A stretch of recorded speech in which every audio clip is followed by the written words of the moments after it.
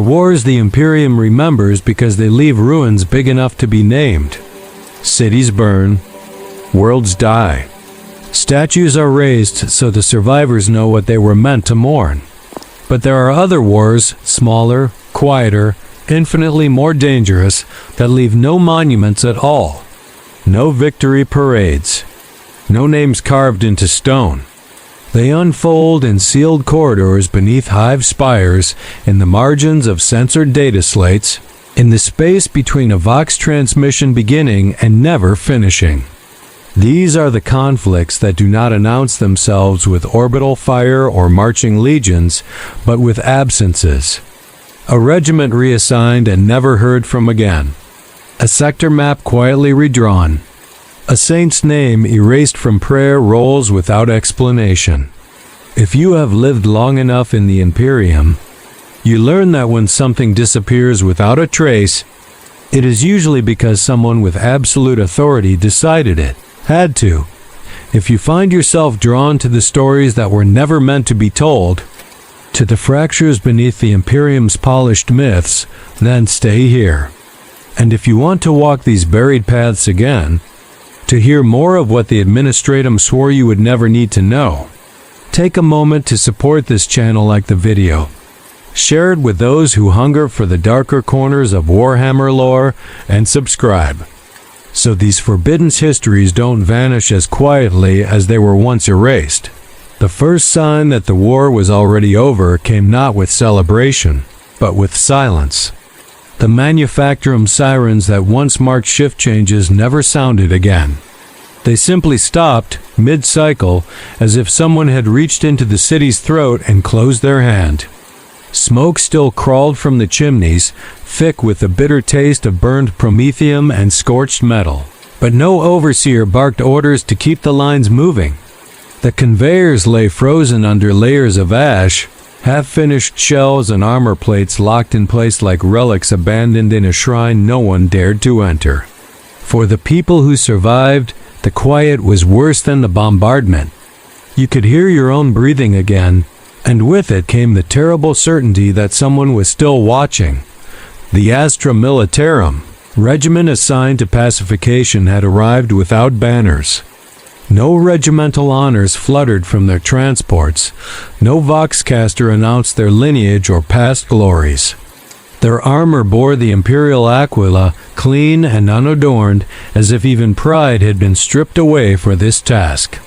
Orders came down through clipped vox bursts that allowed no questions, only coordinates and times. Secure this block. Seal that transit tunnel. Fire on anything that moves after curfew. The enemy was never named. No Orc warband, no Necron tomb awakening, no heretical cult cited in the briefings. Just a designation code that meant nothing to the soldiers repeating it under their breath as a way to stay sane. On the third day, the bodies began to vanish. Not dragged away in the open, not piled for incineration as doctrine demanded, but removed between heartbeats. One moment a street would be strewn with the dead workers still clutching tools, enforcers slumped against tab walls, and the next, the street would be clean. No scorch marks. No blood. Even the shell casings were gone. The soldiers noticed first because they were trained to count such things. Ammunition expended. Targets neutralized. Evidence accounted for. Their tallies no longer matched the world in front of them, and the mismatch gnawed at them in the long hours before dawn. Data-scribes were flown in shortly after. Pale figures wrapped in Administratum gray, their eyes red from sleepless transit and unspoken dread. They set up temporary offices in structures that still smelled of smoke and death, spreading out data slates and cogitators as if this were any other compliance action. They worked quickly, fingers moving in precise patterns as casualty numbers were adjusted downward, then downward again. Entire hab blocks were reclassified as uninhabited prior to the conflict. Workforce registers were amended to reflect shortages that had allegedly existed for decades. Each correction erased lives with a few clean strokes, and each was stamped with seals that made them unquestionable. The local populace learned to keep their heads down. Those who asked where their neighbors had gone were reminded that relocation was a mercy that the Imperium provided, that survival itself was proof of benevolence. Some believed it because belief was easier than grief. Others did not, but they learned quickly that disbelief was dangerous. Vox grills crackled with sermons about obedience and sacrifice, and the priests spoke with a fervor that suggested they were convincing themselves as much as their listeners. Faith became a shield against questions no one could afford to ask. At night, the soldiers stood watch over streets that no longer appeared on any map. They tasted ash on their tongues and felt grit grinding between their teeth when they spoke. Patrol routes changed without explanation, sometimes rerouted mid-march by new orders that contradicted the last set entirely.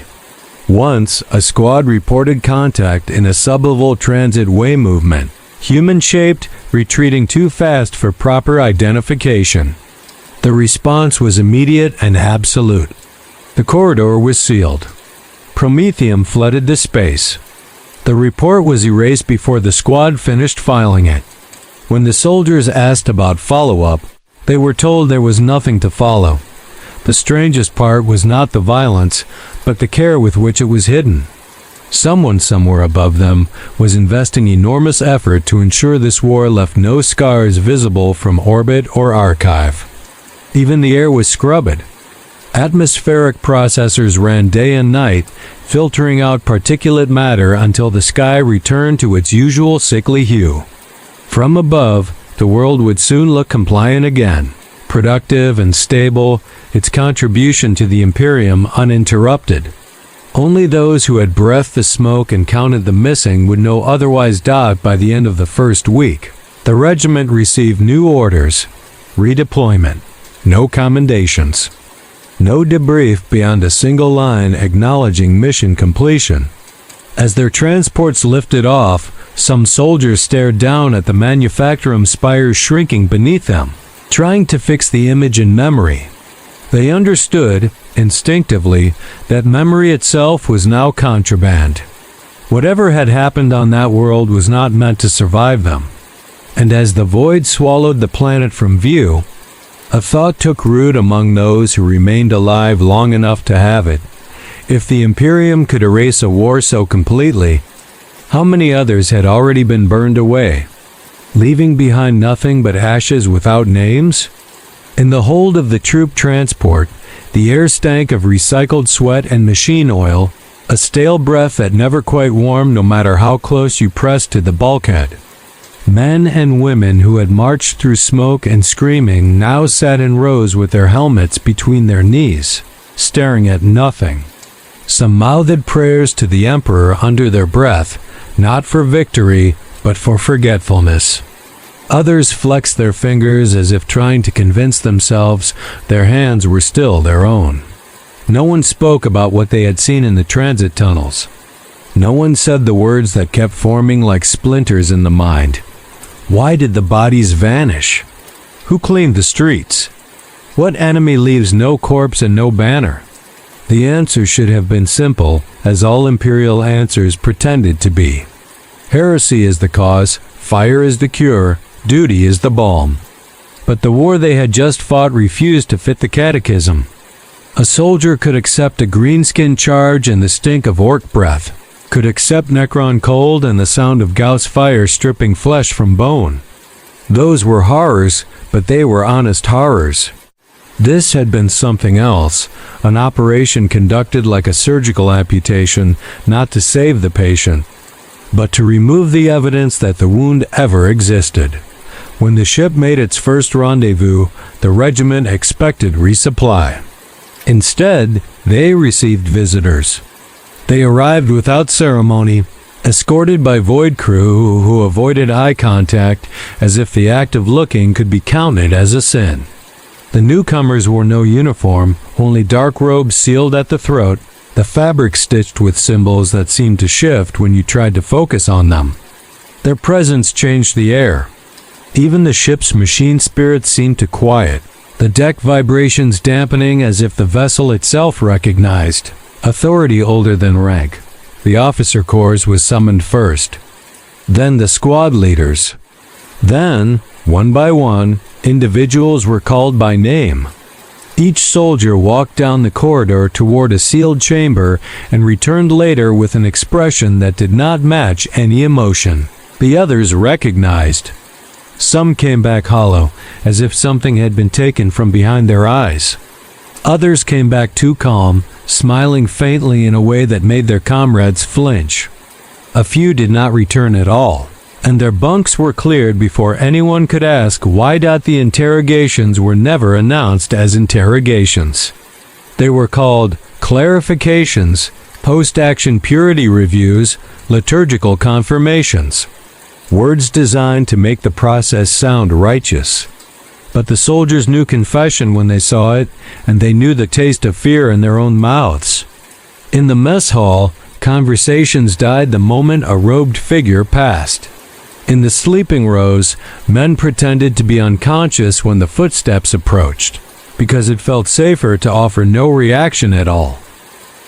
One trooper, Corporal Jalen Marr, a veteran with a face carved by trench winters, made the mistake of speaking too loudly. He said the street had been cleaned faster than any labor detail could manage. He said the blood had been gone, even from cracks in the stone. He said it felt like the world itself had been rewritten. His words were not shouted, only spoken with the blunt honesty of someone whose faith had been scratched too deeply. The next time they formed up, Marr's name was absent from the roll, and the officer calling it did not hesitate. Not even a pause. The list continued as if Marr had never existed.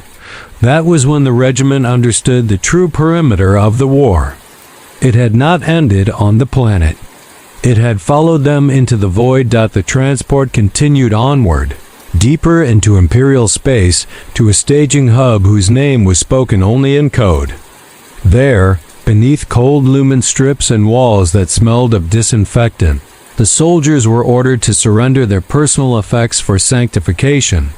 Letters were taken. Trinkets were taken. Even crude charms carved from scrap metal were confiscated as potential vectors of corruption. The men complied because compliance was survival, and because the eyes watching them were not the eyes of ordinary officers. They were eyes that made you feel weighed, measured, and found unclean in ways you could not explain. In that hub, the regiment crossed paths with Skitarii for the first time. They marched in perfect silence, weapons held at identical angles, red optics glowing like coals in a furnace. Their presence should have been reassuring proof that the Adeptus Mechanicus had sanctioned the operation. Instead, it tightened the dread. The Skitarii did not look at the soldiers as allies. They looked at them as variables, as temporary components in an equation whose outcome was already decided. Behind them, hooded tech priests moved like shadows, their mechadendrites twitching, their vox grills whispering binhuric prayers that sounded like insects trapped in a jar. A trooper caught a glimpse of one tech priest's data slate as it flickered open for a moment. A list of identifiers scrolled past names, numbers, genetic markers. Some were marked with a symbol that resembled a stylized eye. Others were marked with a simple line through the designation, as if struck from existence. The trooper looked away quickly, hard hammering, because even reading such things felt like trespass. That night, sleep did not come easily. The soldiers lay in their assigned bunks, listening to the hum of ventilation and the distant clank of servitors and maintenance corridors. In the dark, the mind returned to the transit tunnel, the movement, the half-seen silhouette retreating too fast, the way the corridor seemed to swallow sound. Some swore they had heard whispers in the Vox when the contact was reported, voices layered beneath the official channel like static shaped into speech. Others remembered the smell of ozone and something colder, like damp stone in a tomb. No one agreed on details. That, too, was part of the terror. It was as if their memories refused to lock into one shared truth, Before dawn, an alarm sounded, not the shriek of battle stations, but a single chime that cut through the barracks like a blade. A squad was ordered to muster. No explanation. No destination given. They were marched down a corridor lined with sealed doors, each marked with hazard sigils and Imperial seals layered so thick they looked like scabs. The escort was not an officer. It was one of the robed figures, walking with hands folded, head bowed in pious posture. The soldiers followed because the alternative was unthinkable. The corridor ended at a chamber, with a single symbol on the door, the Inquisitorial eye, stark and absolute. The troopers stopped, suddenly aware of their own breathing, aware of the thinness of the air.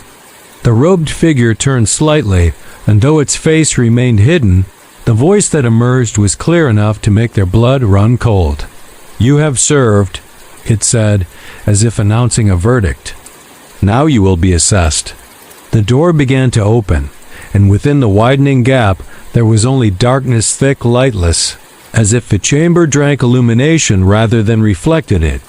The soldiers stepped forward because they were soldiers, because obedience was carved into them deeper than fear.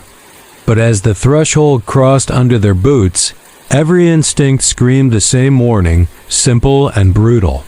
This war was not about winning. It was about forgetting. Inside the chamber, the darkness resolved itself not into emptiness, but into depth.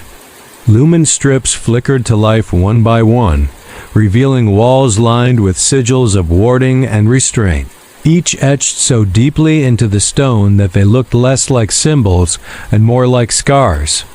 The air was cold enough to sting the lungs, carrying the faint metallic tang of sanctified restraints and recycled incense. At the center of the room stood a single table, its surface smooth and bare, flanked by cogitator banks whose screens glowed with unreadable script. This was not a place of punishment. It was a place of accounting. The soldiers were positioned with care, each one standing on a marked point on the floor, spaced precisely apart. It felt ritualistic, but not religious in the way they understood faith. There were no prayers spoken aloud, no invocation of the Emperor's mercy. Instead, data flowed. Servo-skulls drifted forward, lenses whirring softly as they scanned retinas, measured heartbeats, sampled breath. A needle pricked a finger here, a mechadendrite brushed the base of a skull there. The soldiers endured it in silence because pain was familiar, and this was something colder than pain. Questions followed, delivered without emotion. Describe the contact. How many seconds of visual confirmation? Did the target vocalize? Did it bleed? Did it flee or withdraw? Each answer was logged, cross-referenced, and immediately followed by another question that twisted the memory slightly, as if testing how flexible it was. When a soldier hesitated, the pause was noted. When two answers conflicted, both were accepted without comment. Truth, it seemed, was not the objective. Consistency was. One trooper, younger than the rest, began to shake. He said the silhouette had too many joints in its arms. Then he said he was not sure. Then he said he had dreamed that detail afterward and could no longer tell if it was real. The robed figure inclined its head, not in sympathy, but in acknowledgement. A note was made. A symbol appeared next to the trooper's designation on one of the cogitator screens, and for a moment the soldiers saw it clearly, the same stylized eye they had glimpsed on the tech priest's data slate. The trooper was escorted away gently, almost kindly. He did not resist. He did not scream. That was somehow worse. The assessments continued until the soldiers lost all sense of time. Hunger gnawed at them. Throats went dry. Still, the questions came, circling the same events from different angles, wearing the memories down like water over stone. When it ended, there was no announcement. The robed figure simply raised one hand, and the cogitators went dark. The soldiers were dismissed with a single phrase spoken in unison by voices that seemed to come from everywhere and nowhere at once. "You are cleared for reassignment." Back in the barracks, they tried to piece together what had happened. Some could remember the chamber in sharp detail. Others found their recollections already blurring at the edges, as if the images had been exposed to harsh light for too long. A few realized with a chill that had nothing to do with the temperature that entire hours were missing. They knew they had been present. They knew something had been done to them. But the substance of it slipped away whenever they reached for it directly. Within a standard day, the regiment was broken apart. Squads were reassigned to different units, different theaters, different worlds. Familiar faces vanished into the endless churn of Imperial logistics, scattered so thoroughly that no one could compare notes even if they wanted to. The officers did not protest. They signed the orders with steady hands, eyes fixed on the seal at the bottom of the page rather than the names they were consigning to separation. It was presented as efficiency.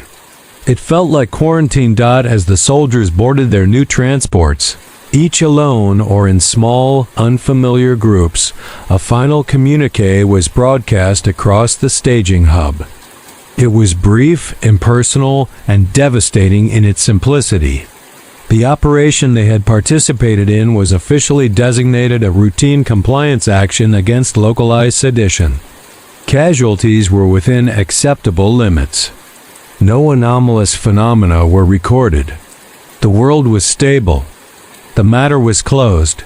Somewhere deep in the ship's holds, a servitor fed stacks of data slates into an incinerator, the pages curling and blackening as sacred flame consumed them. Names disappeared. Coordinates vanished. The last fragile threads connecting the soldiers to the truth they had brushed against burned away without ceremony. The Imperium did not need witnesses. It needed results. As the warp drives engaged and reality stretched into impossible colors beyond the viewports, one thought lingered among those who still dared to think it. If such care was taken to erase a single, small war, if entire regiments were scattered and memories sanded down to nothing, then this could not have been an isolated act. It was a practiced one, a method refined over centuries. A blade cleaned so often that no trace of blood remained.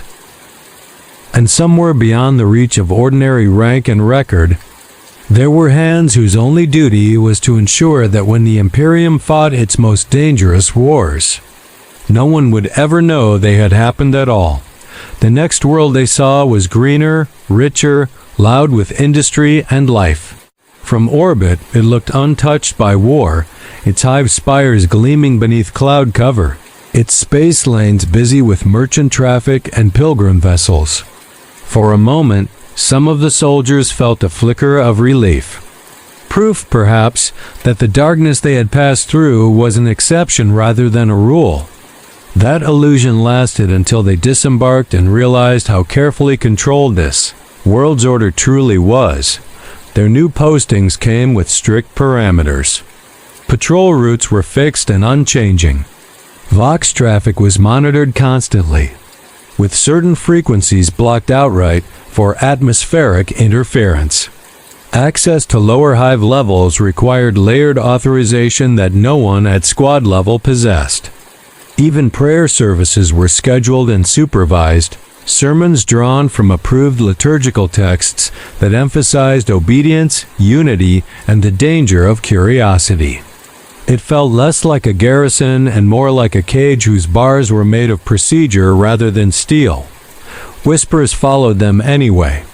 Soldiers talk. It is how they survive the long hours. In the mess halls and maintenance corridors, fragments of rumor surfaced, never whole, never coherent.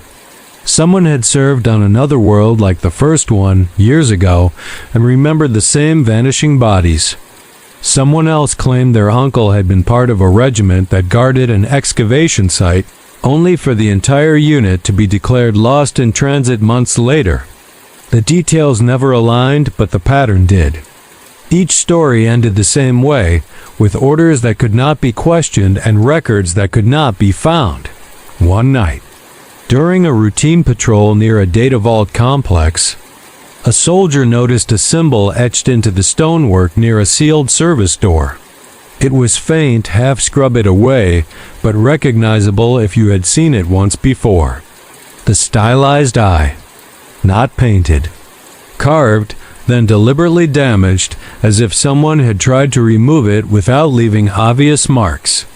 The soldier stared at it longer than he should have. A servo-skull drifted closer almost immediately, its optics flaring briefly before moving on. The message was clear enough that they learned to self-censor. Thoughts were trimmed before they reached the tongue. Memories were wrapped in layers of rationalization until they felt dull and distant, like stories heard secondhand. Some convinced themselves the whole thing had been a test of loyalty. Others leaned harder into faith, reciting litanies until the words lost meaning and became sound alone. A few broke in quieter ways: insomnia, tremors, and inability to look at darkened corridors without feeling watched. Those soldiers were reassigned again, sent to medical facilities where the treatments were effective and the questions non-existent. From time to time, the robed figures appeared, never announcing themselves, always accompanied by the same subtle change in atmosphere.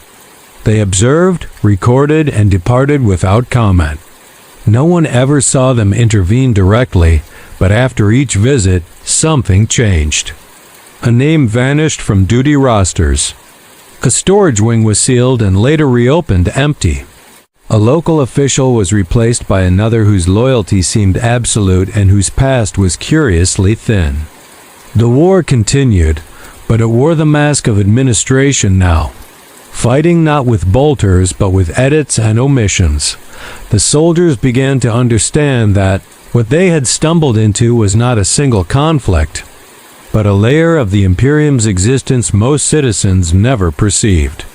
A perpetual campaign waged beneath the threshold of public awareness, against threats that could not be acknowledged without destabilizing everything built atop Imperial faith. Whether those threats were truly as dire as implied was impossible to know. The machinery of secrecy ensured that no one ever held enough information to judge the necessity of what was done. Occasionally, a sanctioned historian would arrive, escorted and nervous, tasked with compiling a local chronicle. They were shown curated archives, guided carefully through approved sites, and kept far from anything that might raise uncomfortable questions. The finished histories spoke of resilience and order, of the Emperor's light guiding humanity through adversity. They never mentioned the sealed corridors, the missing regiments, or the symbols half scrubbed from stone. Truth, like everything else, was shaped to fit the needs of survival. For those who had been there at the beginning, the memory of ash and silence never fully faded. It surfaced in dreams, in the smell of promethium, in the way shadows pooled too deeply at the edges of vision. They knew now that the Imperium's greatest strength, its ability to endure anything, was also bound to its greatest fear. There were things it could not afford to face openly, so it buried them again and again, trusting that time and obedience would do the rest. And somewhere beyond the reach of ordinary prayer, beyond even the understanding of most who served it, the Shadow War moved on to its next front. Another world. Another silence. Another set of ashes waiting to be stripped of their names. The realization settled slowly, like dust after an unseen collapse. This was not a mistake they had survived. It was an initiation they had never consented to. Once you brushed against this layer of the Imperium, there was no returning to ignorance. You could be reassigned, relocated, scattered across 100 war zones, but the knowledge fragmentary, incomplete, deliberately damaged stayed lodged beneath the surface. Not as certainty, as suspicion. And suspicion, in the Imperium, was a dangerous thing to carry. On that greener world, life continued with mechanical efficiency. Cargo haulers roared through transit lanes. Manufactorum bells rang on schedule. Pilgrims knelt beneath towering statues of the Emperor, their prayers echoing through cathedral halls thick with incense and heat. From the outside, it was a model of imperial stability. From within, the soldiers began to see the seams. Every system had redundancies layered so deep they bordered on paranoia. Every official channel had a shadow channel beneath it, monitored by eyes that never slept. Compliance was not assumed here. It was verified repeatedly. One evening, during a sanctioned maintenance detail near the lower archive stacks, a trooper caught sight of something that should not have been there. A door stood ajar where all doors were meant to be sealed. Beyond it lay a narrow chamber filled with data coffins, their surfaces scratched and scorched as if salvaged from disaster zones. Each coffin bore an identification code, but the names had been stripped away, leaving only numbers and the faint residue of purged script. The trooper felt a tightening in his chest, an instinctive certainty that these were not ordinary records. These were remnants, pieces of histories deemed too dangerous to destroy entirely, yet too dangerous to leave intact. He reported nothing. He closed the door. He told himself it was none of his concern. That was the lesson they had all learned too well. Survival lay not in bravery, but in restraint. The next day, the maintenance schedule was altered. That section of the archive was reclassified. The trooper's assignment changed without explanation. When he passed the area again weeks later, the door was gone, replaced by a seamless wall bearing fresh seals and the unmistakable mark of Inquisitorial authority. It was as if the chamber had never existed at all. Only the memory remained, and even that began to feel unreliable, like a dream recalled too many times. By then, the soldiers no longer spoke of the First World openly. They referred to it obliquely, with gestures or half-finished sentences that trailed off into silence. Each of them carried a slightly different version of what had happened, shaped by fear, editing, and the quiet erosion of memory. That fragmentation was intentional. A shared truth could become a threat. Isolated doubts could be managed. It became clear that the Shadow War did not rely solely on violence. Violence was crude, visible, difficult to fully erase. The real work was done afterward in the slow, meticulous dismantling of narrative. Who fought? Where they fought? Why it mattered? Each answer was shaved down until it fit neatly into sanctioned doctrine or vanished entirely. The Imperium did not just win these wars. It metabolized them, absorbing their consequences while discarding their causes. For the soldiers, this understanding brought no comfort. It only sharpened the unease that had followed them since the Manufactorum chimneys went silent. They had glimpsed the Imperium's other battlefield, one without banners or casualty honors, where victory was measured by how completely a conflict could be forgotten. And they knew, with a certainty born of experience rather than theory, that they had been used not as conquerors, but as erasers. When new orders finally arrived, they were issued with the same cold efficiency as before. Transfers, new assignments, fresh fronts. The language was familiar, almost comforting in its mundanity. But beneath it lay the unspoken truth that these men and women were no longer ordinary assets. They were contaminated with knowledge managed, monitored, and, if necessary, disposable. As they prepared to move on once more, a final thought lingered, unbidden and unwelcome. If the Imperium went to such lengths to bury these wars, then whatever they were truly fighting must be far more terrifying than anything recorded in its official histories. And if that was the case, then the Shadow War was not a secret aberration. It was a foundation. They were never called executioners. That word implied spectacle, judgment, an end that could be pointed to and named. In the Shadow Wars, endings were considered failures of subtlety. What the Imperium relied upon instead were functionaries, men and women whose labor began only after the bolters fell silent, whose task was not to kill an enemy, but to make certain the enemy had never officially existed at all. The first of these hands belonged to the clerks, not the robed savants of ancient Terra's grand halls, but mid-level Administratum officials whose lives were spent hunched over cogitator banks and windowless offices, air recycled until it tasted faintly of copper and dust. Their workdays were indistinguishable from one another, punctuated by data verification cycles and purity audits that arrived without warning. Most believed they were serving the Imperium in its most honest form, transforming chaos into order through numbers and record. Very few understood that they were also weapons. A single redacted entry could unravel an entire chain of cause and effect. A regiment reassigned 2 weeks earlier than recorded. A supply convoy logged as lost to warp turbulence instead of arriving on schedule. A planetary census adjusted so a missing population spike appeared statistically insignificant.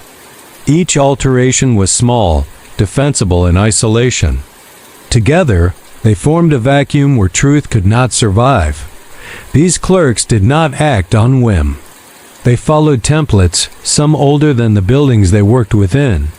When an Inquisitorial seal appeared at the top of a data slate, its authority was absolute, but its instructions were often maddeningly precise. Remove all references to incident classification Theta Null from public archive strata.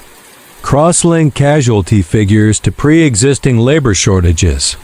Flag all related Vox transcripts for liturgical cleansing. No explanations were given. None were required. Questioning an order marked one as unreliable, and unreliability was a trait the Imperium could not afford. Above them worked the auditors. These were individuals trained not just to correct errors, but to detect patterns of memory. They reviewed logs and testimonies not for factual accuracy, but for narrative alignment. A soldier's after-action report that lingered too long on an unexplained detail would be returned for revision. A planetary governor's address that acknowledged unrest without identifying a sanctioned cause would be quietly rewritten before dissemination. Over time, entire worlds learned to speak in a narrowed vocabulary, one that allowed for hardship but not mystery. Then there were the interrogators, whose work never touched the data slate unless absolutely necessary. They operated in controlled environments designed to disorient gently rather than overwhelm. Rooms with no sharp corners. Lighting calibrated to prevent shadows from forming too deeply. Incense chosen not for sanctity, but for its subtle effect on breathing and heart rate. The interrogators were trained listeners. They rarely interrupted. They allowed silence to stretch until the subject filled it with something revealing. Contrary to popular fear, torture was inefficient and discouraged. Pain fractured memory too violently, producing inconsistencies that required further intervention. What the Shadow War demanded was compliance, not confession. Subjects were guided to reinterpret their experiences, encouraged to frame anomalies as stress, fatigue, or misidentification. With enough repetition, the mind obliged. Memories softened. Edges blurred. The truth became exhausting to hold for those who resisted. Those whose faith or stubbornness anchored them too firmly. Other measures existed. Sanctioned mind scrubbing, performed by specialists whose presence was rarely acknowledged even within the Inquisition itself. These procedures were framed as merciful, and in many cases they were.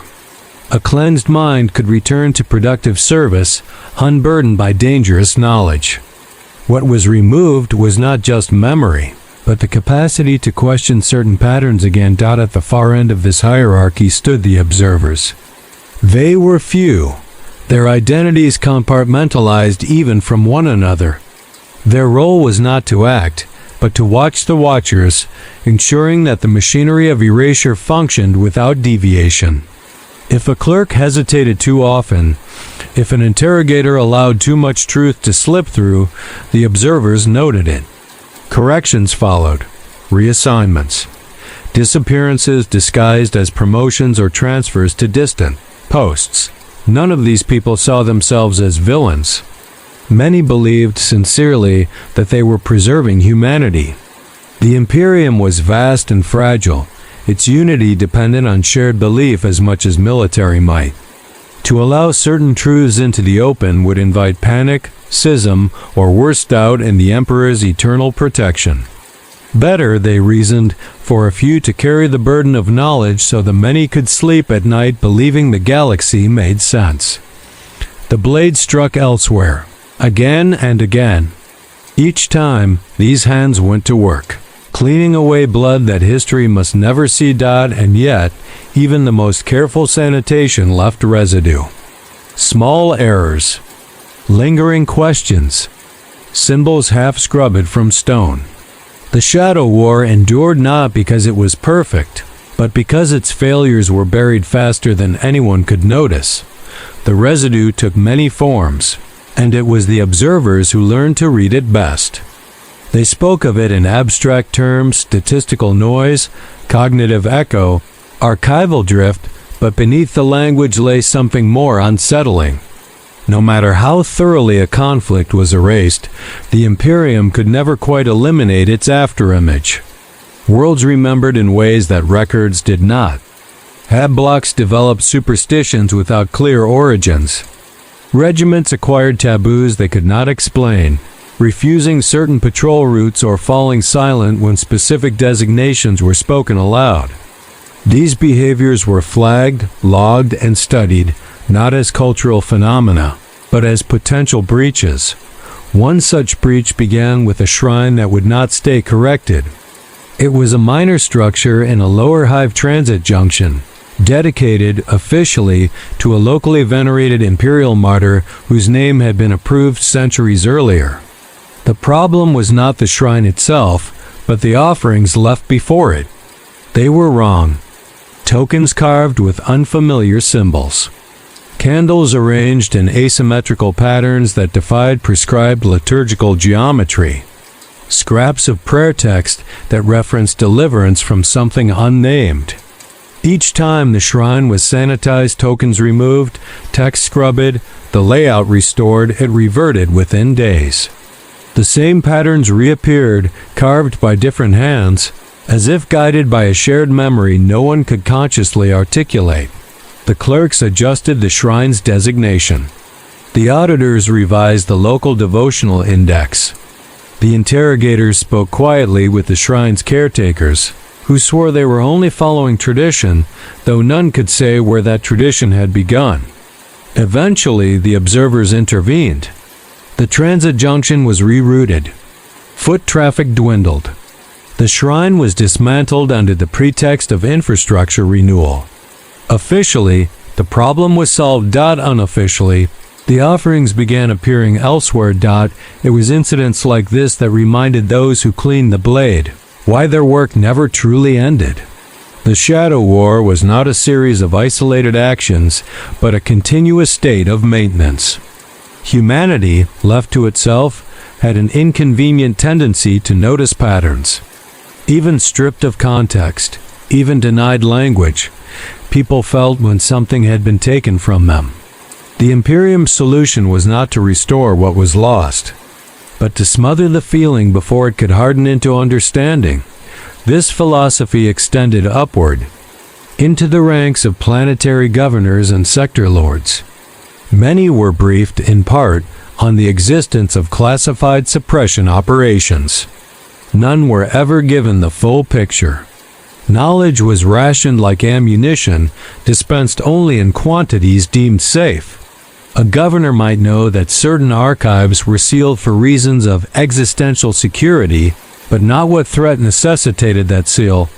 They were expected to enforce compliance without comprehension, to trust that the Emperor's will flowed through channels beyond their sight. Those who struggled with this arrangement rarely lasted long.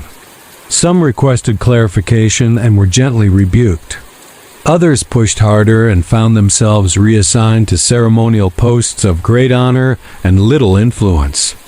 A few vanished entirely, their removal explained away as illness, accident, or elevation to duties too sacred to be discussed. The message was consistent. The Imperium rewarded obedience, not curiosity. Among the interrogators, there circulated a phrase never written down, passed from mentor to student in moments of rare candor. The truth is heavier than a bolter. It referred not to physical burden, but to psychological collapse. Exposure to unfiltered reality, especially realities that contradicted Imperial doctrine, tended to break minds, faster than any battlefield trauma. Seen in this light, the Shadow War took on a grimly paternal aspect. Erasure was not just about control. It was about preventing mass insanity. Whether that justification was sincere or self-serving depended on who you asked, and most of those who might have answered no longer could. The soldiers who had survived the Manufactorum world and its aftermath were, to the hands that cleaned the blade, an ongoing liability. Not because they were rebellious or disloyal, but because they represented an uncontrolled variable. They had seen too much, even if they could no longer articulate it clearly. Their reassignment patterns were monitored, their medical evaluations scrutinized for signs of cognitive stress. Any deviation from baseline obedience was noted and quietly addressed. In rare cases, a soldier was deemed irrecoverable. These were individuals whose memories resisted erosion, whose faith twisted into something unstable rather than settling into sanctioned belief. Such cases were handled with solemn efficiency. Transfers to penal legions. Assignments to war zones with minimal extraction probability. Occasionally, an accident during transit. The paperwork was immaculate. The conscience, if it stirred at all, was soothed by the knowledge that millions more were being protected from truths they could not bear. And so the work continued, unseen and uncelebrated. No statues honored the clerks who erased worlds with keystrokes, or the interrogators who dismantled memories one question at a time. Their reward was anonymity, and the quiet assurance that the Imperium still stood tomorrow because of what they had removed today. Yet even among these hands, a question sometimes surfaced in the long hours between audits. If so much effort was spent cleaning the blade, what kind of enemy required such care? And what would happen if one day the blood proved impossible to wash away? The question was never voiced aloud. To do so would have been to acknowledge doubt, and doubt was the one contaminant no amount of clerical rigor could safely neutralize. Instead, it lingered in the spaces between tasks, in the pauses before a confirmation seal was applied, and the half-second delay before an interrogator chose the next question. Most buried it beneath routine. A few buried it beneath prayer. Others learned to compartmentalize so completely that their own inner lives became as segmented as the archives they maintained. There were occasions, however, when even this discipline faltered. A clerk might notice a designation code recur across centuries, always attached to incidents that vanished too thoroughly to be coincidence. An interrogator might recognize the same phrasing in confessions extracted worlds apart, spoken by people who could not possibly have shared a culture. An observer might detect that the stylized I scrubbed from walls, censored from data slates, purged from liturgical references continued to surface in unrelated suppression actions, like a signature that refused to be denied. Each anomaly was recorded, isolated, and buried deeper. Patterns were acknowledged only insofar as they could be fragmented again. The Imperium survived on this paradox. It demanded absolute unity, yet relied on radical compartmentalization to maintain it. No single mind was allowed to grasp the whole, because a whole truth was too dangerous to exist. The hands that cleaned the blade were themselves divided, each knowing just enough to function, never enough to threaten the structure they served. In this way, The Shadow War protected itself not through secrecy alone, but through enforced incompleteness. For the soldiers still alive within this system, the effect was subtle and corrosive. They were never directly accused, never openly punished. Instead, they found doors closed that had once been open. Promotions stalled. Transfers placed them on the margins of strategic importance. They became ghosts within the vast machinery of the Astra Militarum, present but unseen. The message was unmistakable. They had been weighed, found acceptable, and set aside. Useful only insofar as they remained quiet. Time passed as it always did. Wars flared and died elsewhere. New crusades were announced with righteous fury and celebrated across a million worlds. Against that noise, the Shadow War remained silent, its victories measured not in territory gained, but in questions never asked. The Manufactorum world faded into rumor, then into nothing at all. The clerks archived its last remaining references into sealed strata no one without the highest clearance would ever access. The interrogators moved on. The observers continued to watch. And beneath it all, beneath the endless labor of erasure, the Imperium carried on with the confidence of an empire that believed its greatest threats had been contained. That belief was necessary. It was also fragile, because there were conflicts that could not be entirely cleaned away. Wars fought not just against enemies of flesh and steel, but against ideas, revelations, and possibilities that threatened the foundations of imperial faith itself.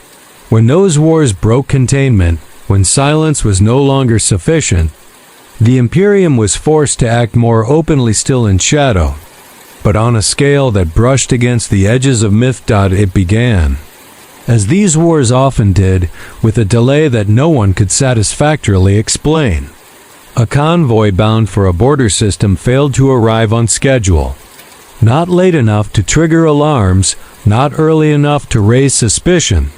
Just absent, lingering in that narrow window where bureaucracy hesitated. By the time the Administratum flagged the anomaly, the system's Auspex arrays were already reporting intermittent void disturbances, nothing dramatic. Nothing that could not be blamed on routine warp fluctuation. The response at first was procedural. Queries were filed. Redirects issued. Explanations drafted in advance of confirmation, on the ground. However, something was already wrong. The world in question was unremarkable by Imperial standards. A mining planet, scarred by strip excavations and ringed with orbital platforms that groaned under the weight of constant export. Its population lived in cycles dictated by quotas and shift bells, faith reinforced through habit rather than fervor. When the first Astra Militarum units arrived, they found a society still functioning, but strained, like a machine operating one fraction beyond its tolerances. Workers complained of missing time. Overseers reported productivity drops that could not be accounted for by injury or sabotage. Vox operators spoke of echoes on open channels, repetitions that did not correspond to any known transmission pattern. Orders came swiftly, sealed and unadorned. Secure key infrastructure. Restrict civilian movement. Classify all anomalies under internal threat doctrine. Once again, the enemy was unnamed. The soldiers were not told what they were hunting, only where they were permitted to look. That distinction mattered. It meant that anything outside those parameters officially did not exist. Initial patrols turned up nothing tangible. No heretical symbols. No alien spore. No sign of organized resistance. Yet the unease persisted, creeping into the regiment's routines. Night watches stretched longer than they should have, not because of increased duty, but because time itself seemed unreliable. Lumen strips flickered unpredictably. Chronometers disagreed by seconds, then minutes, then hours. The soldiers learned to synchronize watches obsessively, clinging to shared reference points as if they might anchor reality itself. The first confirmed incident occurred in a secondary mining hab, deep below the planet's surface. A patrol entered a tunnel network to investigate reports of unauthorized excavation. They returned with one fewer trooper than they had deployed with. There was no sign of struggle. No blood. No structural damage. The missing soldier's gear was found neatly arranged against the tunnel wall, armor unmarked, weapon safetied.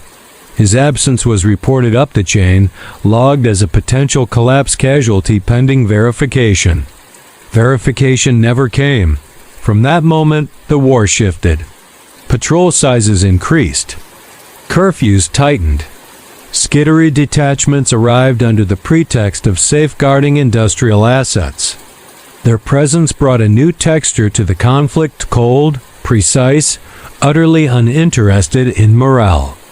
They deployed sensor arrays that probed beyond conventional spectra, instruments that hummed with restrained power and returned data the tech priests reviewed in private. When questioned, the priests spoke only of calibration and error margins. The enemy remained elusive, but its effects multiplied.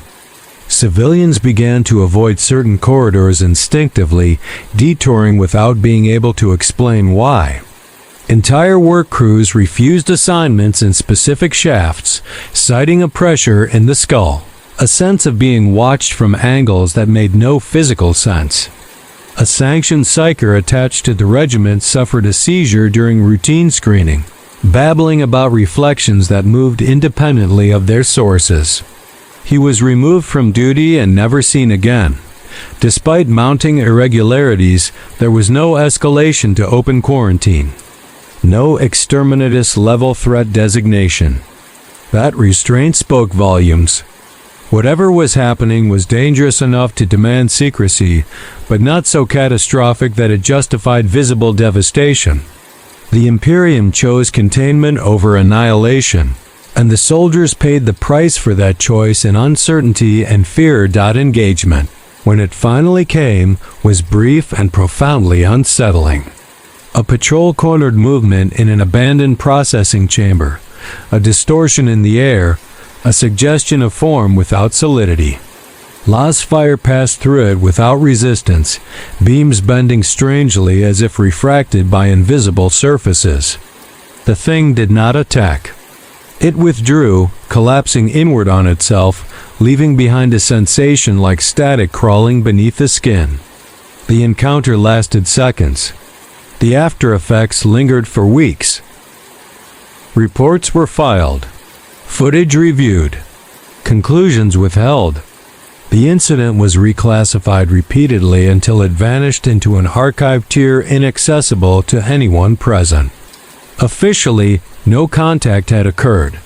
Unofficially, the regiment understood that they were fighting something that could not be named without breaking doctrinal boundaries. As casualties mounted through disappearances, accidents, and quiet reassignments, the soldiers adapted.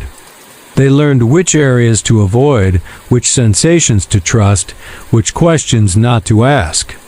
Survival became an exercise in intuition rather than training. Faith offered little comfort because the Emperor's protection felt distant here, filtered through layers of secrecy and denial. When the campaign ended, it did so without declaration. Orders shifted. Assets were withdrawn. The mining world was declared stable, its output returning to acceptable levels after localized disruption.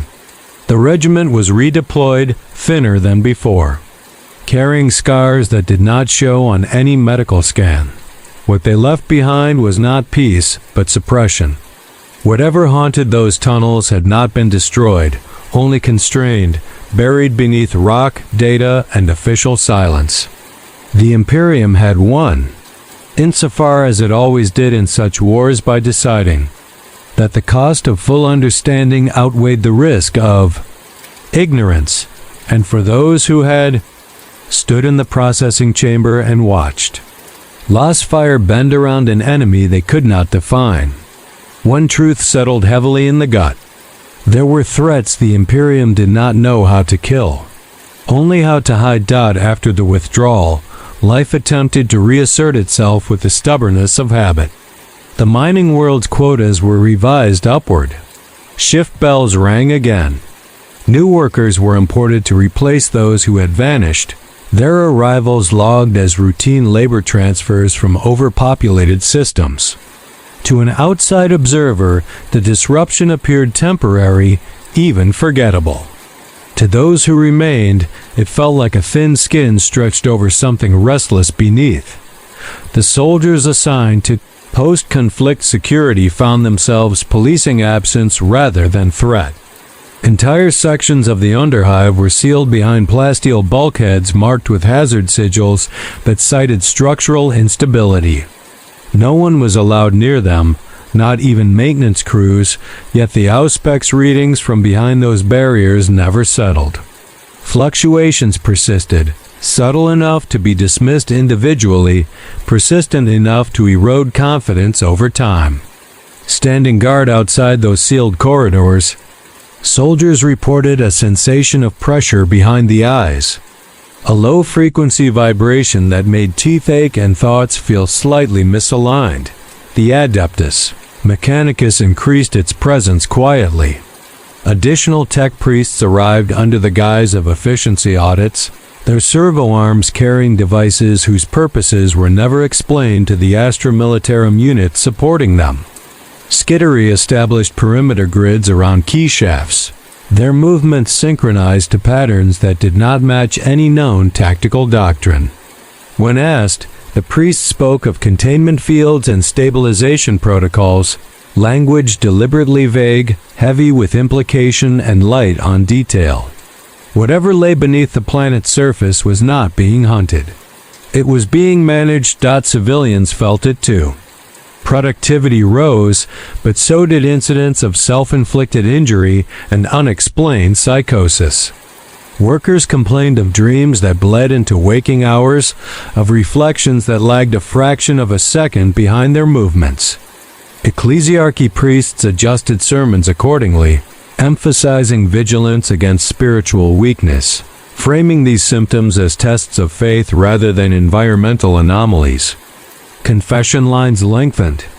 So did the lists of those quietly removed for treatment they would never speak of afterward. Among the soldiers, a new discipline emerged, unspoken but rigidly enforced. Never patrol alone. Never trust a chronometer that disagrees with your heartbeat. Never pursue movement beyond visual confirmation. Most importantly, never record anything that cannot be adequately explained within approved terminology. Reports became models of restraint, stripped of color and uncertainty, reduced to sterile descriptions that conveyed nothing of the dread that lingered after each shift. This was not cowardice. It was adaptation. One night during a routine rotation near a sealed shaft, a veteran trooper felt the now familiar pressure intensify suddenly, as if the air itself had thickened. For a heartbeat, the bulkhead before him seemed to ripple, its surface reflecting his own face back at him, except the reflection did not blink when he did. He staggered back, weapon raised, breath rasping. The moment passed. The bulkhead returned to inert metal. His squad saw nothing unusual.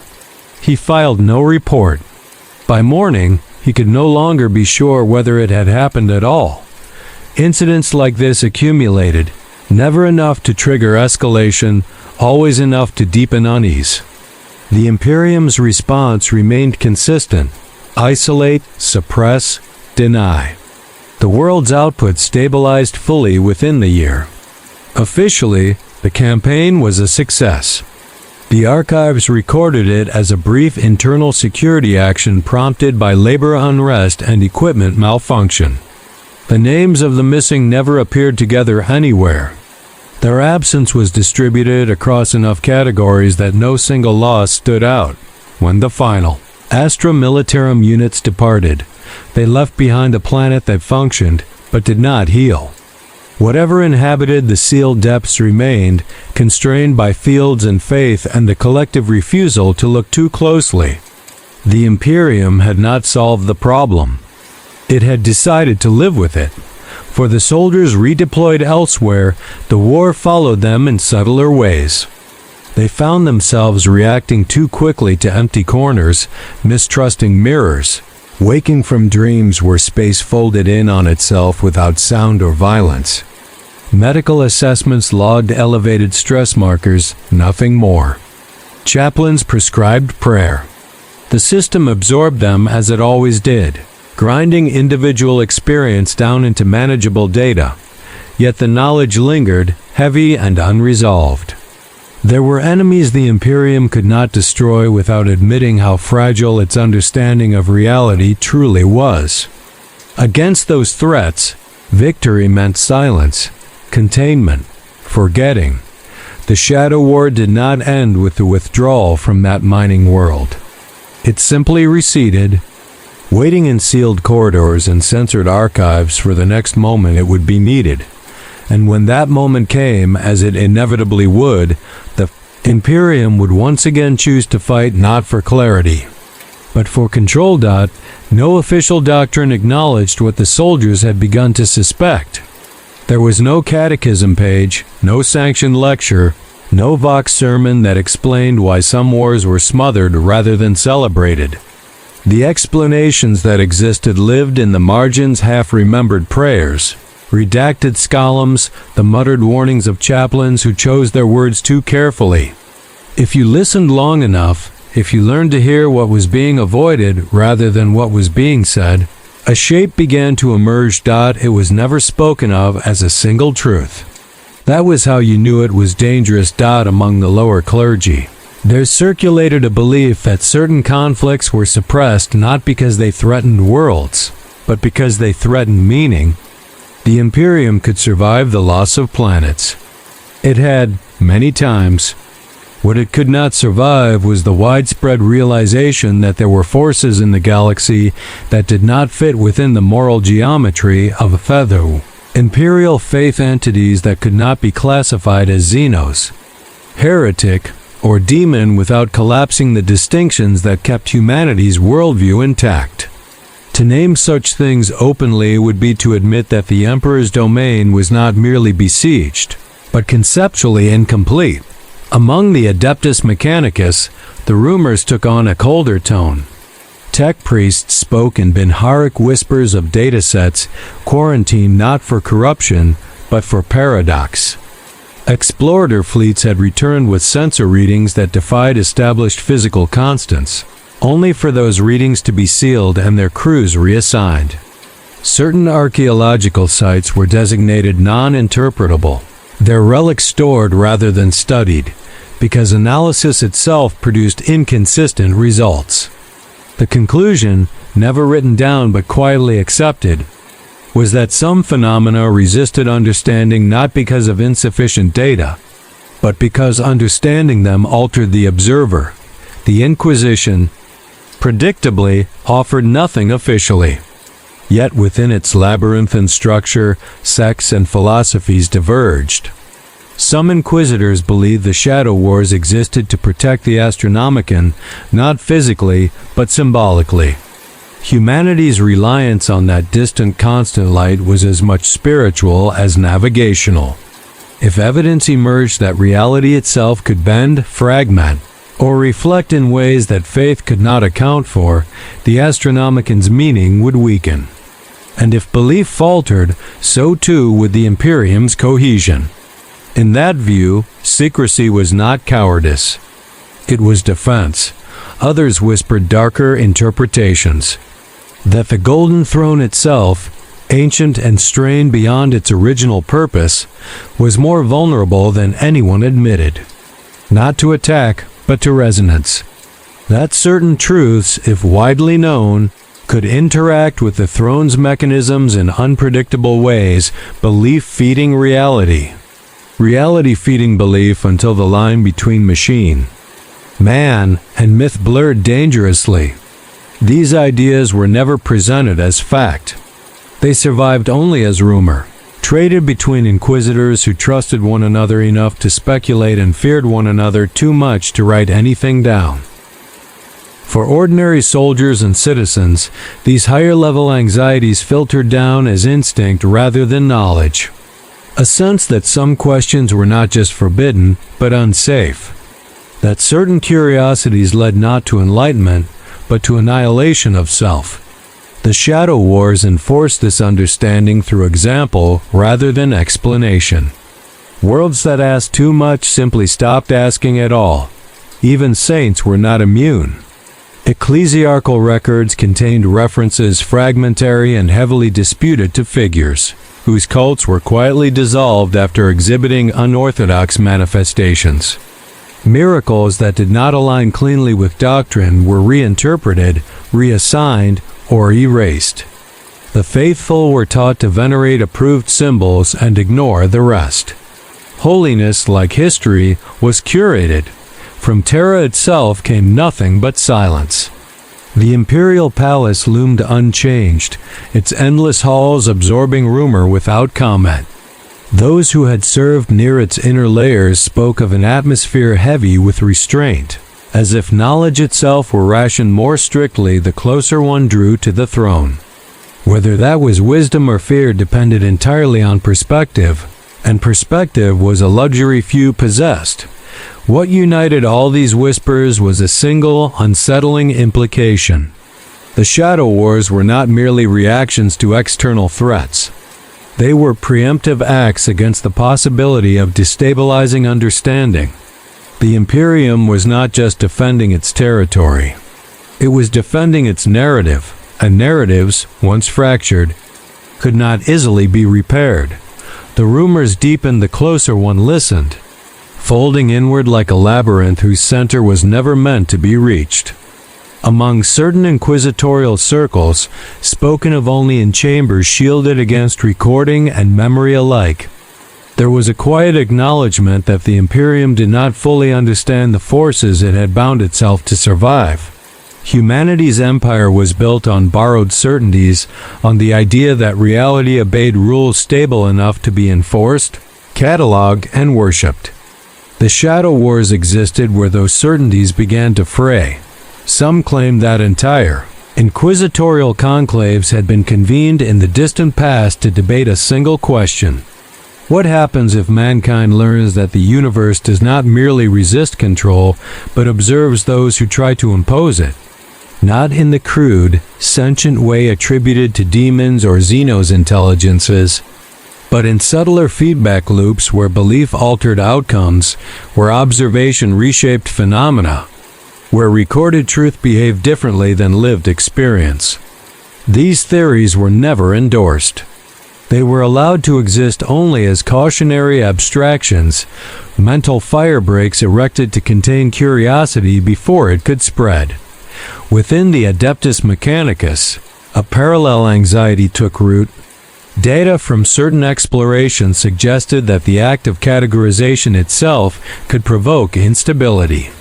Machines designed to measure reality returned contradictory outputs depending on who interpreted them. Logic engines produced mutually exclusive conclusions that were all internally sound. For a cult built on the sanctity of the Omnissiah's order, this was not merely troubling, it was heretical. And yet the data persisted. The official response was containment. Relics were stored but not studied. Algorithms were locked behind permissions no living magos could authorize alone. Knowledge was frozen, preserved like a dangerous specimen sealed in stasis. The ecclesiarchy, for its part, responded with silence sharpened into doctrine. Faith was framed not as a path to understanding, but as a shield against it. Sermons shifted subtly over centuries, emphasizing submission to divine mystery rather than contemplation of it. The emperor's will was declared absolute precisely because it was unknowable. In this light, the Shadow Wars became acts of devotion. To erase a truth that might fracture faith was not sin. It was sacrament. Yet even within the most controlled environments, cracks appeared. Pilgrims reported visions that did not align with approved hagiographies. Psychers spoke of regions in the warp that felt neither hostile nor benign. but empty in ways that inspired dread rather than relief. Navigators, sworn to secrecy and pain, occasionally hinted at routes that vanished when named, passages through the Imperium that could not be plotted without collapsing. Each report was isolated. Each witness was examined. Most were reassigned, their experiences folded into broader categories until their uniqueness was lost at the highest levels. Where speculation brushed against heresy, some dared to wonder whether the Emperor himself was the reason such knowledge was dangerous. Not as a failing, but as a consequence of his sacrifice. The Golden Throne sustained him, yes, but it also anchored humanity's understanding of reality to a single, monumental truth, that the Emperor endured, and through endurance, mankind survived.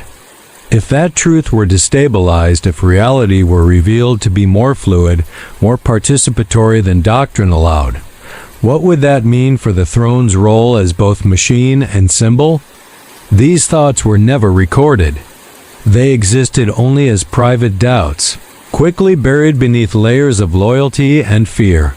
For those far removed from Terra's inner sanctums, the effect of these rumors was diffuse but profound. The Imperium's refusal to explain became a kind of explanation in itself. Silence taught its own lessons. Curiosity dulled. Acceptance hardened. People learned instinctively that some doors were sealed not to protect what lay beyond, but to protect those on this side from the consequences of knowing. The Shadow Wars, seen through this lens, were not aberrations but necessities born of an empire that could not afford philosophical collapse. They were the price paid to maintain a shared illusion strong enough to bind 1,000,000 worlds together. Whether that illusion was benevolent or monstrous depended on who was crushed beneath it, and beneath all the rumor and speculation, one certainty remained unspoken but universally understood. If the Imperium ever lost control of its narrative, if the truths buried by Shadow Wars were forced into the open, it would not merely face rebellion or panic. It would face a crisis of meaning from which no amount of firepower could save it. The knowledge of that risk shaped policy more effectively than any open decree. It explained why certain discoveries were not celebrated, why some victories were never acknowledged, why entire lines of inquiry were quietly strangled in their infancy. The Imperium did not lack courage. It lacked tolerance for ambiguity.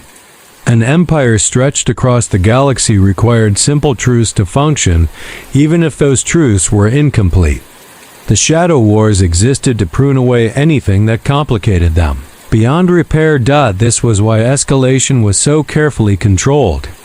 An enemy that could be named could be fought publicly. An enemy that resisted naming had to be managed differently. When threats emerged that blurred categories neither fully demonic nor material, neither alien nor human, the response was not extermination, but quarantine. Not because destruction was impossible, but because destruction invited scrutiny. A planet scoured by orbital fire raised questions. A planet quietly stabilized raised none. Among veteran inquisitors, there was an unspoken rule passed on through tone rather than text. If an operation required explanation, it had already failed. The most successful Shadow Wars were those that left behind no dramatic scars, only subtle adjustments. A revised prayer. A rerouted trade lane. A generation that grew up never knowing something had once been there at all. These were victories that did not feel like victories, but they endured longer than any crusade. Even so, the rumors never fully died. They survived because they answered a question Imperial doctrine never addressed directly: why survival sometimes demanded ignorance. In a galaxy where belief shaped reality and observation carried consequence, not all truths were neutral. Some were volatile. Some were corrosive. Some, once known, could not be unknowingly carried again. The Imperium solution was brutal in its pragmatism. Better to sacrifice understanding than unity. Better to lose fragments of truth than to risk losing everything. For the soldiers who had brushed against these hidden conflicts, the rumors offered no comfort. They did not clarify what had happened to them or why. They only confirmed what instinct had already told them, that they had stood too close to something the Imperium feared to name, that their survival was conditional, dependent on forgetting just enough to remain useful. From Terra, no confirmation came. No denial either. The Golden Throne endured in silence, its constant presence both anchor and warning. Whatever truths were buried to protect it or to protect humanity's belief in it remained buried by design. The Shadow Wars continued their work unseen, ensuring that most citizens would live and die believing the galaxy made sense, even when it did not. And so the Imperium endured, balanced precariously between revelation and repression, its greatest defense not the strength of its armies, but the careful management of what it allowed itself to know. What survives is never what the Imperium intends to preserve. It is not the censored record, or the purified sermon, or the revised casualty figure that endures. It is the residue, the emotional sediment left behind when truth is stripped away too quickly to be mourned. Across a million worlds, that residue accumulates in small, almost invisible ways. A hesitation before prayer. A superstition passed from parent to child without origin. A sense that something essential has been lost, though no one can say what it was. The Imperium citizens are taught that suffering is virtuous when it serves a purpose. Hunger produces discipline. Fear produces obedience. War produces unity. But the suffering created by erasure serves no visible end. It leaves no enemy to hate, no victory to celebrate. Instead, it creates a quiet hollowness, a gap where meaning should be. Most fill that gap with faith, pressing themselves closer to the Emperor's iconography, repeating approved litanies until the words become muscle memory rather than belief. For many, that is enough. For some, it is not. On worlds touched by shadow wars, even decades later, patterns emerge. Ecclesiarchy surveys note higher rates of devotional extremity or, conversely, emotional withdrawal. Astra Militarum regiments raised from such planets exhibit impeccable discipline paired with unusually low initiative, as if instinct itself has been trained to wait for permission. Administratum projections mark these trends as acceptable variants. From a strategic perspective, they are. From a human one, they speak of a population trained not just to obey, but to doubt its own perceptions. Among veterans, the cost is more personal. Those who survive shadow conflicts rarely speak of them, even among comrades.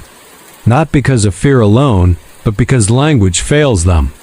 How do you describe a war where the enemy left no corpse? Where the victory condition was silence, where even memory felt unreliable? Many retreat into routine, volunteering for postings where clarity still exists, front lines against orc incursions, defensive stands against known Xenos threats. There is comfort in enemies that bleed visibly, that can be named and destroyed. Against those foes, the rules make sense again. Others are not so fortunate.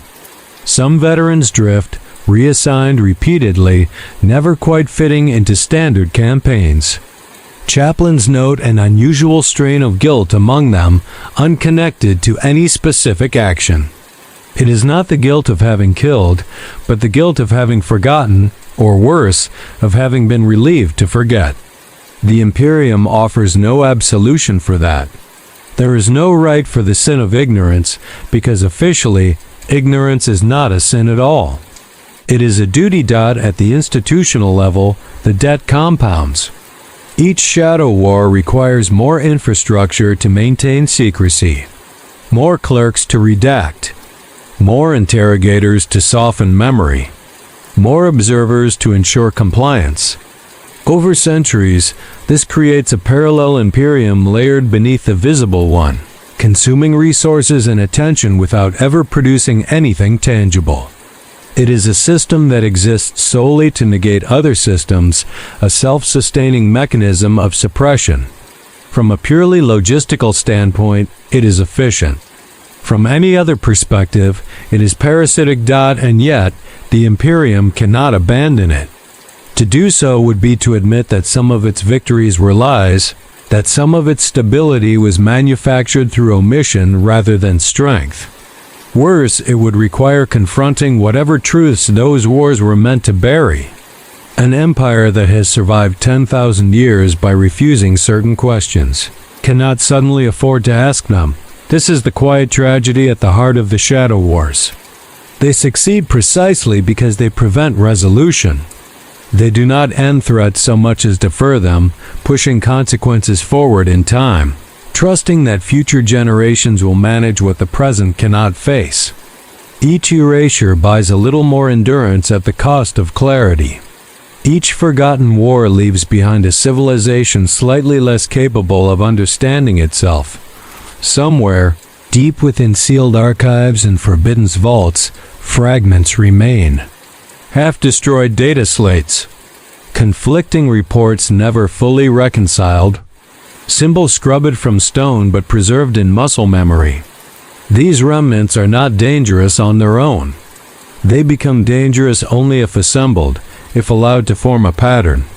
The Imperium's greatest fear is not invasion or rebellion.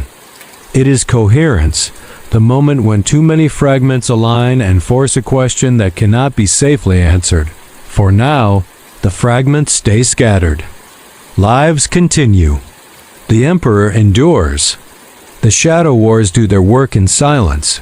The possibility of coherence is what keeps the machinery turning. It is why archives are sealed rather than destroyed, why memories are dulled rather than excised entirely, why rumors are allowed to circulate just enough to vent pressure without ever crystallizing into doctrine. The Imperium understands on some instinctive level that total erasure is unstable. A vacuum invites collapse. Better to leave behind fragments harmless alone, dangerous only in combination, than to pretend nothing was ever there at all. This is how the Shadow Wars truly end.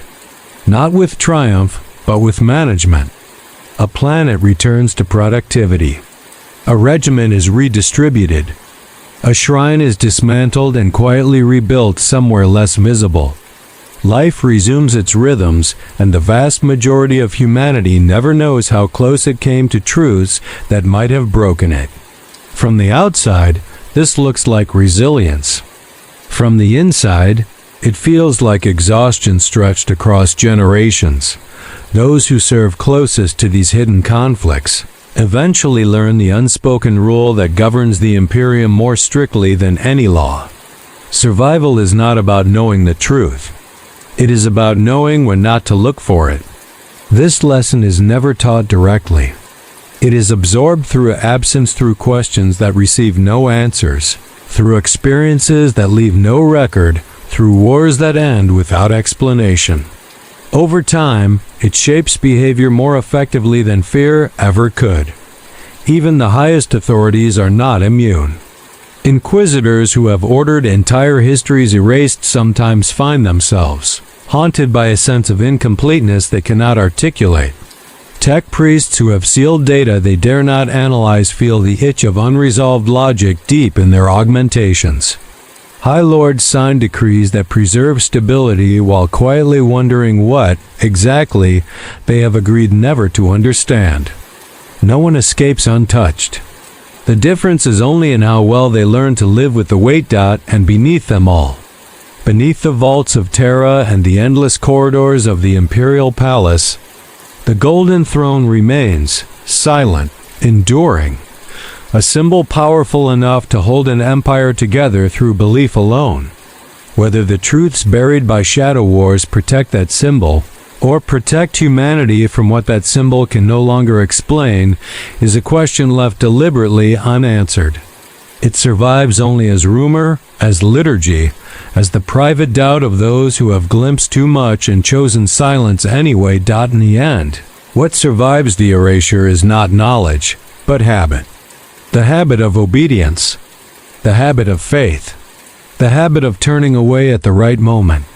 These are the Imperium's most reliable defenses, forged not in open war, but in the quiet aftermath of conflicts no one will ever remember. Somewhere right now, another convoy is late. Another anomaly hesitates on the edge of classification. Another world is about to be stabilized, its future secured through omission. When it is over, there will be no monument, no record, no acknowledgement that anything unusual ever occurred. Only a faint sense of unease, quickly buried beneath routine, prayer, and the comforting lie that everything important is already known. That is how the Imperium endures. Not by confronting every truth, but by deciding which ones it can afford to forget and paying the price. Again and again, in wars fought where no one is allowed to look, the price is never paid all at once. It is paid slowly, invisibly, in increments too small for any single life to measure. A generation grows up accepting that some records are sealed for their own good. Another learns that questions framed too precisely invite attention rather than answers. Another inherits a faith that emphasizes endurance over understanding, survival over meaning. None of this feels like loss while it is happening. It feels like order. It feels like safety. Yet somewhere beneath that order, something vital thins. Civilizations are not undone by enemies alone. They are undone when the stories they tell themselves no longer align with the reality they inhabit. The Imperium has avoided that fate not by reconciling the two, but by controlling the distance between them. The Shadow Wars are the tools that maintain that distance, trimming away contradictions before they can accumulate enough weight to collapse belief. In this sense, they are brutally effective. The Imperium still stands. Humanity still endures. The galaxy, for most, still makes a kind of sense. But endurance is not the same as health. Across the stars, there are worlds that function flawlessly and yet feel hollow to those born on them. Regiments that fight with perfect discipline and return with eyes that never quite settle. Shrines where prayers are spoken correctly but without warmth. None of this registers as crisis. It registers as normal. And that, perhaps, is the most telling legacy of the Shadow Wars, not fear, not rebellion, but a quiet erosion of wonder.